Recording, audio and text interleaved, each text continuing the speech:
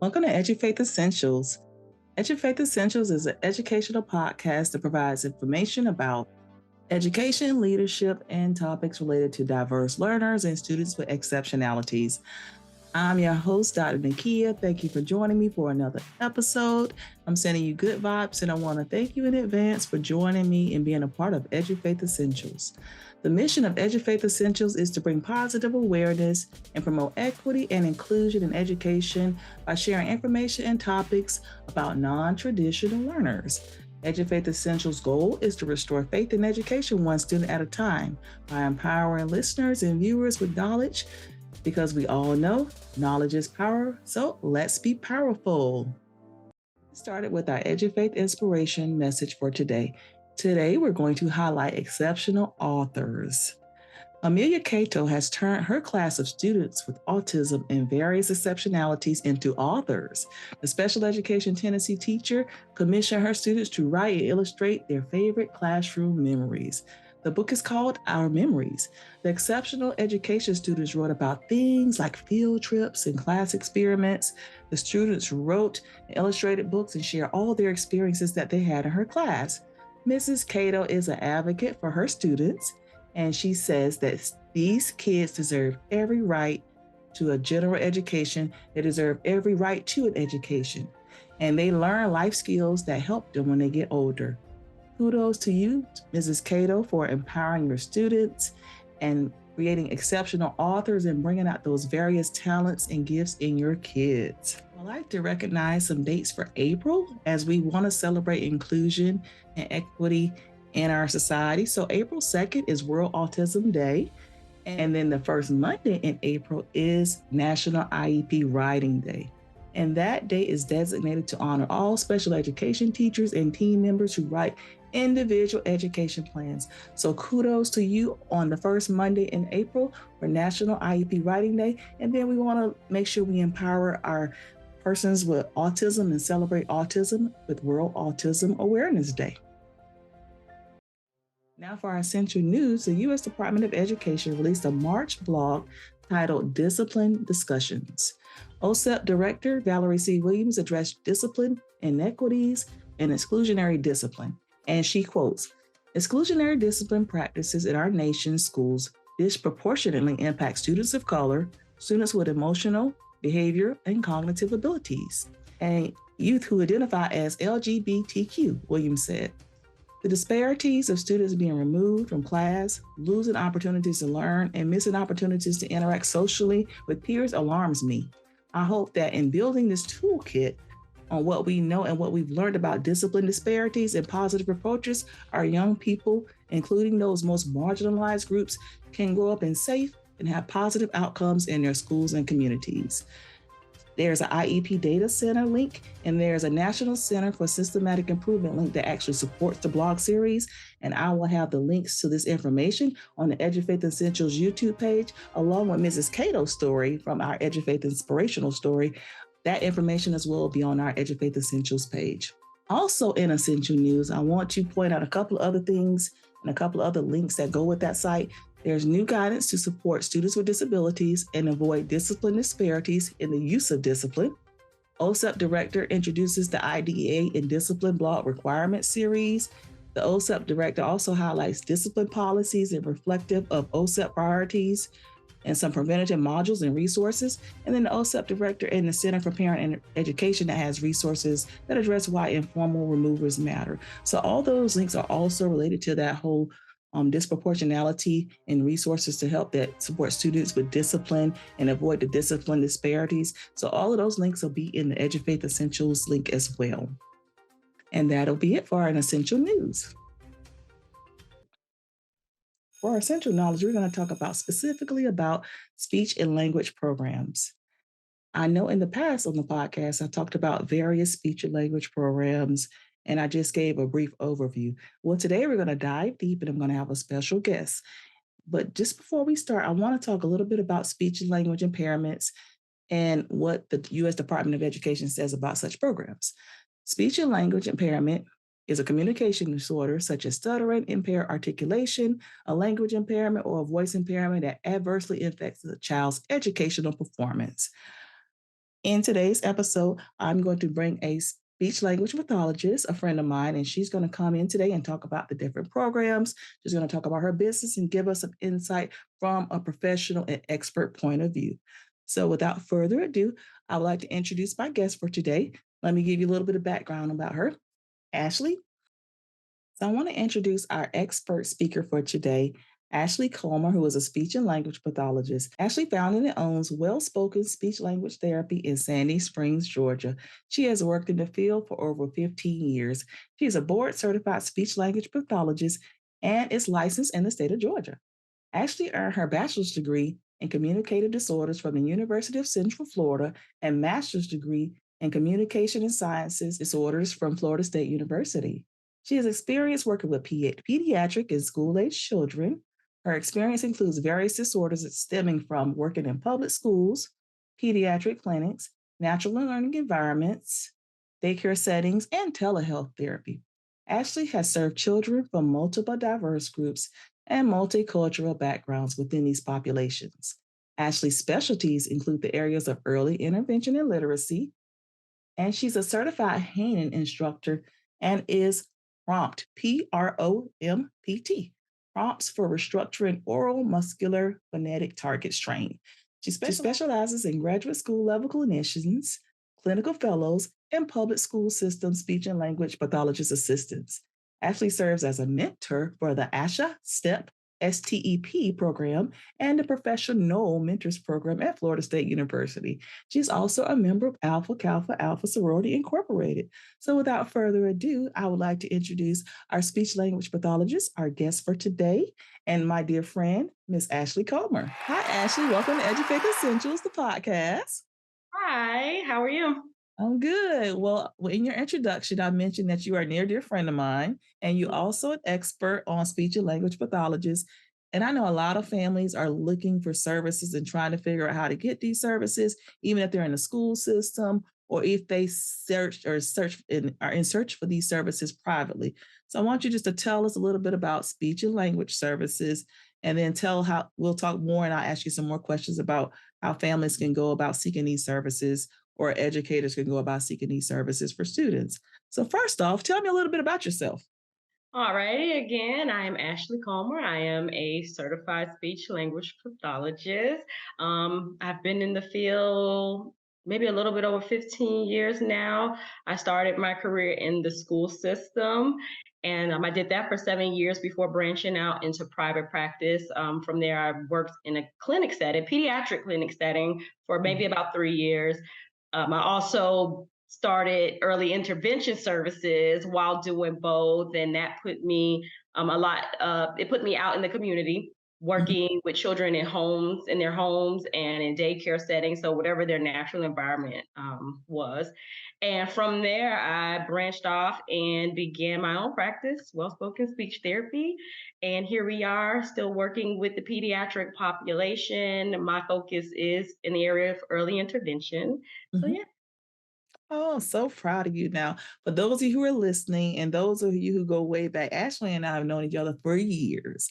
Yes. And we used to actually work together in Florida at Florida Mhm. High. So shout out to Florida High, Florida Yeah. State University School. So we go way back. So I'm smiling Mhm. big because I'm proud of her. And Thank I've you. seen her grow, evolve, and become a business owner, Mhm. which Thank is you. I'm why I proud of you as well.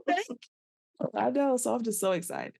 All right. So let's tell our viewers what are speech services. So give us your expertise definition of what are speech services. Okay. So, my title alone, speech language pathologist, even though it's put together, speech and language, they're different. And a Mhm. child may have issues with speech, they may have issues with language, and or both. Mhm. So when we think about speech services, we think about the way a child is saying sounds and words. So those services include articulation therapy. So a child may have difficulty producing certain sounds when they're saying words, and it alters the production of that word. We have kids who may say, instead of rabbit, it may be wabbit. They're using that W instead of that R sound. So things like that. Or a child may have difficulty with the sound and they'll just eliminate it. Like they know I can't produce this sound. I'm not going to use it at all. Also, with speech services, fluency falls under that umbrella as well. And fluency in the speech world is stuttering.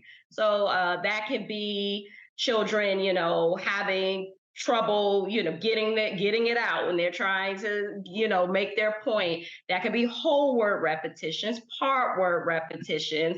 Some children experience blocks where when they're trying to say a certain word, it just is it's like it's stuck. So they have trouble with that. They may exhibit secondary behaviors with stuttering, such as like eye blinking or tapping their fingers, their Mm. feet. So those are some things that fall under that stuttering umbrella, and also voice that falls under speech as well. Me personally, I haven't had much experience with voice, but a child who may sound raspy in nature, or Mm.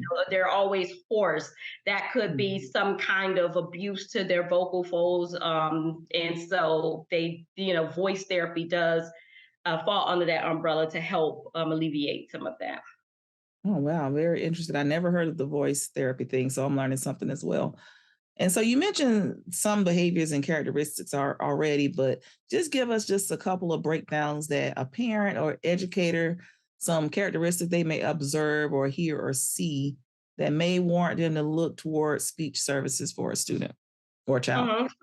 So again, just when we're thinking about the speech aspect of it, again, a child who may be very vocal and verbal, but again, they may be switching their sounds around. Mhm. A child, under the stuttering, it may be hard for them to get it out. Mhm. And all of this may lead to frustrations for a kid too, and it may cause them not to want to speak at all. Well, we Mhm. know when you're in school, you're expected to speak in some, way, shape, or form. But children who tend to struggle with that, they may become frustrated and they may shut down.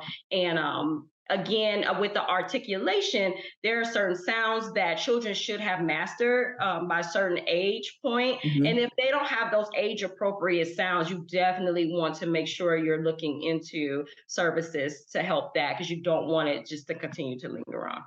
Okay, so stuttering, like frustration, some expressive language, trying to, get it out, things like that. So those are just some indicators, listeners, that you might want to see. Now, doesn't mean everything you run to get speech services, but these are some common things where it's impacting that education and access to the education. All right, so let's look at language services because you mentioned it in the intro that is two separate things. So you talked about speech, you talked about language. So let's give us a little insight on language services. So language is how are we using words and understanding of it. Mhm. You think of language, especially with the younger children, like with my population, they may have difficulty following simple directions. They may Mhm. have difficulty understanding things in their environment. If I say, which one is a cup, they may not know it's a cup. They may know how to use it, but may not Mm. understand exactly what it is. Or if I say, bring me the cup, they may Mhm. have difficulty following through with that directive. So when that language piece, it comes with that understanding of spoken Mhm. language. When in the school system, you'll see more of children having difficulty accessing the curriculum. They may have difficulty with comprehension. Okay. So reading comprehension, and that expands in all, that can expand in all subject areas. So whatever the content is in the curriculum, they may have difficulty accessing it and understanding it and being able to do whatever it is that they need to do with that material. Also, again, being in the classroom, following the teacher's directives. The teacher may say, take out a piece of paper, put your name on the paper, and put your pencil down. That's a Mhm. three-step directive. Little Johnny may catch part of that. He may catch, Mm. two of the three, or he may not Mhm. get any of it. So, Mhm. so those are different ways language can affect in the classroom setting as well as that curriculum. Also, with children, that social piece as well, that can fall under the language. We understand social norms, how we Mhm. talk with our peers. Also, even that nonverbal communication, because all communication is not verbal. Understanding, if someone makes their face a certain way, what can that mean? What does that Hmm.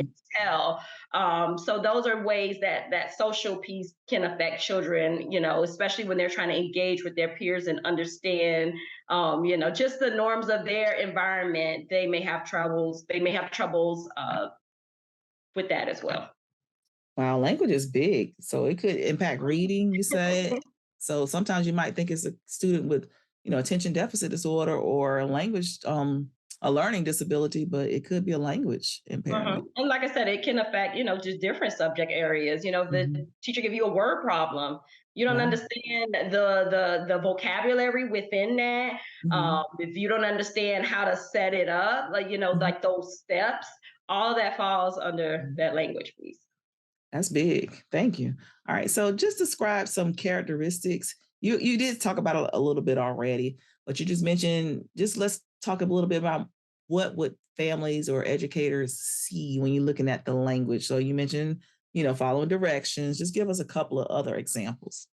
So again, like I said, for like following those directions, again, when Mhm. it comes to that academic piece, they may have that difficulty understanding, Mhm. whatever the material is in that class and how to, use those critical thinking skills, like just like that. And even if when you think even deeper, discover like main ideas, understanding Mhm.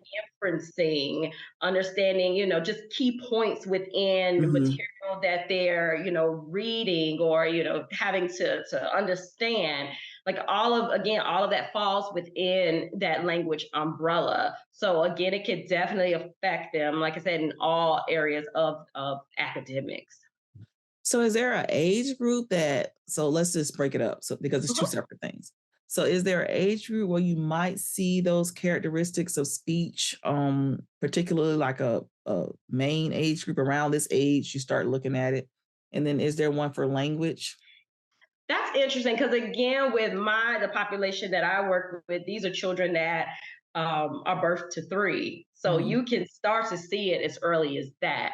Okay. Again, especially children that young, it is important for parents to understand the developmental milestones because Mhm. that is a clear indicator of what your child should be doing speech and language wise at a certain age. So it can start to manifest as early, as a couple of months if they're, Okay. when we think of babies, do they, if mom's talking to the baby, do they show excitement? Mhm. Has the baby started cooing? So Mhm. as early, as they get here, we can start to pinpoint some of those delays if they have them. And so again, once they get into school, you may have some kids where you don't see it, Mhm. just looking at them from the outside. They play with their peers. They seem to just they're able to navigate their environment. Mhm. However, once they start gaining access to that curricula, there's some of those other language Mhm. pieces they start to show themselves. And with the art, something like articulation, they may start off okay, but then there'll be some sounds that come in there that they have trouble with, or they start to, have that difficulty with, and it may lead to something that, you just need to intervene and just get a hold on before it progresses. Okay, very good. So pretty much looking at the developmental milestones when they're young, and then looking at how students are impacted once they're in school. So it can go from birth pretty much to school age. Mm-hmm. Start looking at how it could impact them. So what should families or educators do if they feel like, okay, I'm seeing this in my child? What do I do? Okay. And I'll say that parents are the best. They're the best advocate when it comes to that. Because I mean, a parent knows their child. Hmm.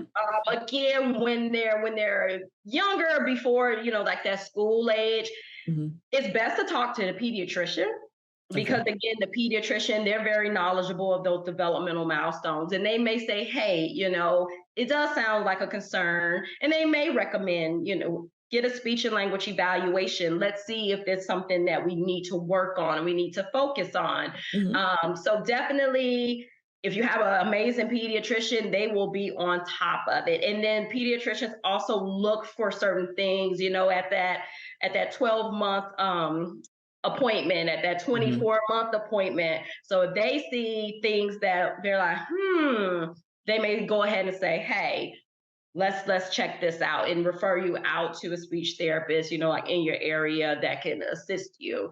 School age, teachers, if you see, again, little Johnny has that difficulty navigating in the classroom, and you see that it is affecting him academically when it comes to his work.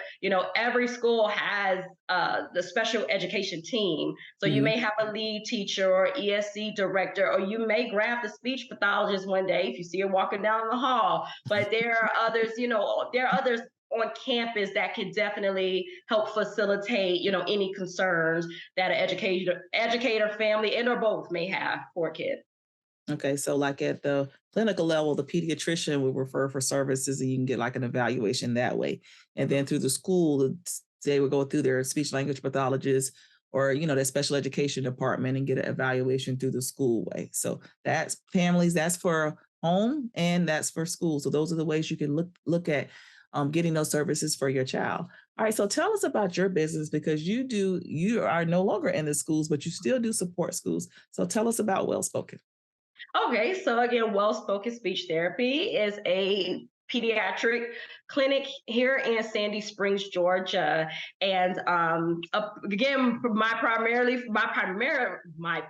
focus is in the area of early intervention, but I still do work with school age children. Mhm. In that, I provide services, Mhm. articulation therapy. I work with children who stutter. I work with children with language deficits, social pragmatic disorders.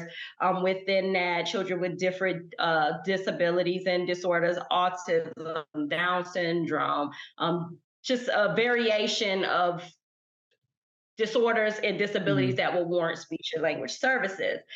Within that, most of my patients, they come to my office and receive services.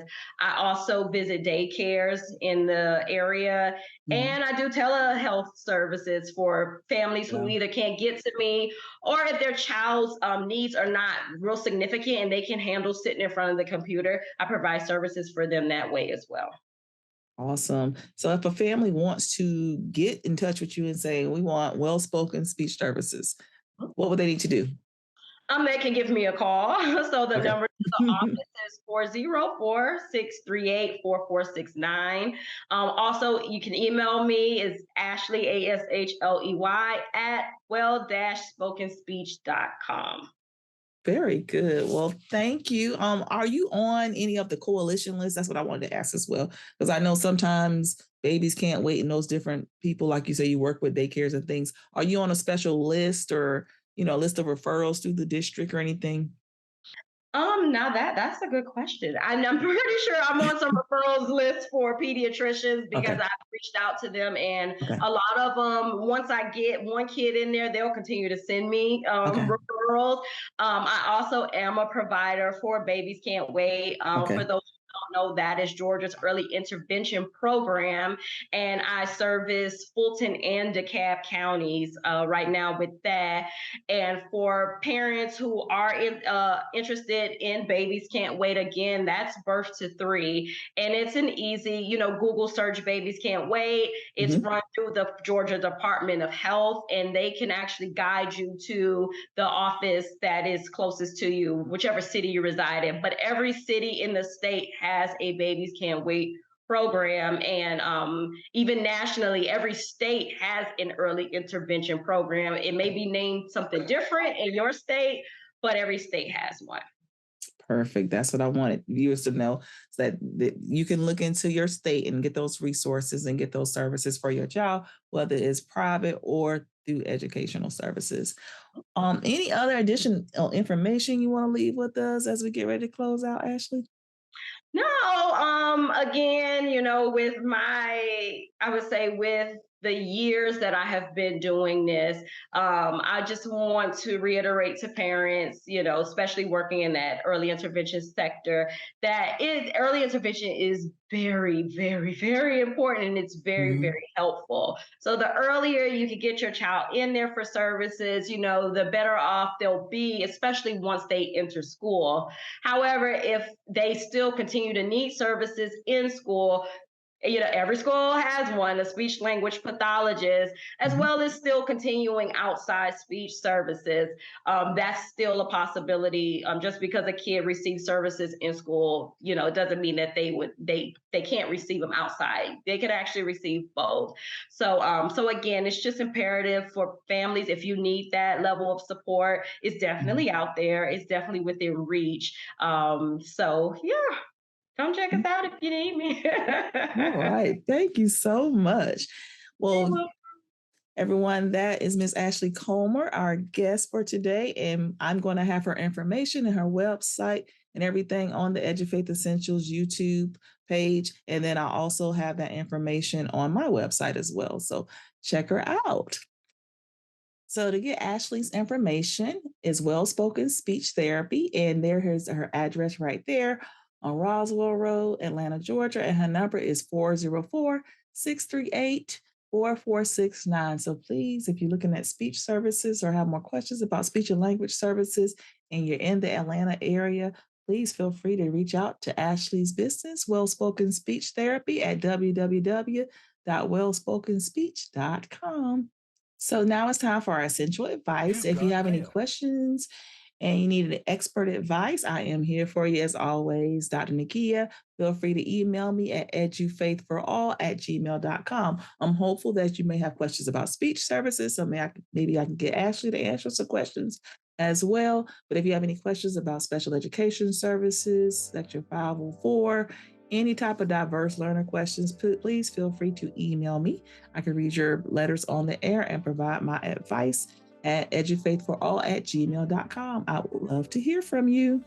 For our words of wisdom for today, I would like to leave everyone with this. If a child cannot learn in the way we teach, we must teach in a way the child can learn.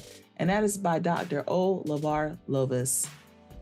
So just remember, we want to make sure that we adapt and adjust our practices as educators, as leaders, as parents, to figure out how we can tap into those diverse learners and teaching ways what they can learn.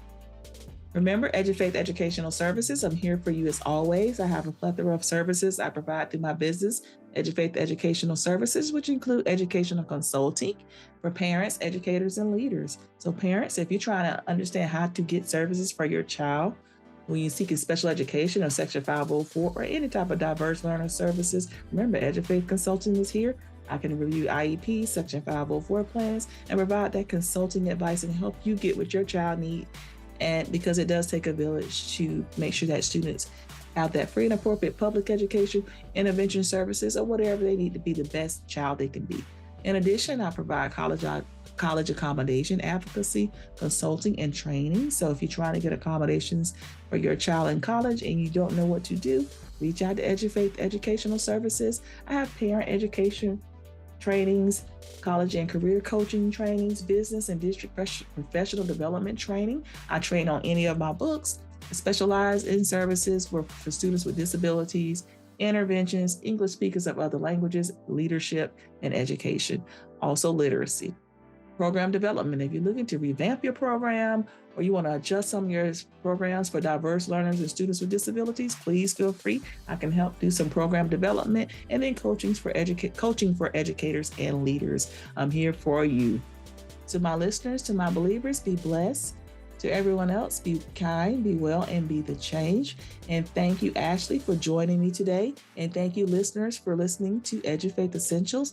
Please feel free to subscribe and follow Edufaith Essentials on YouTube at Edufaith Essentials. Ashley's information will be on there, as well as the links for all the content for essential news and inspiration for today.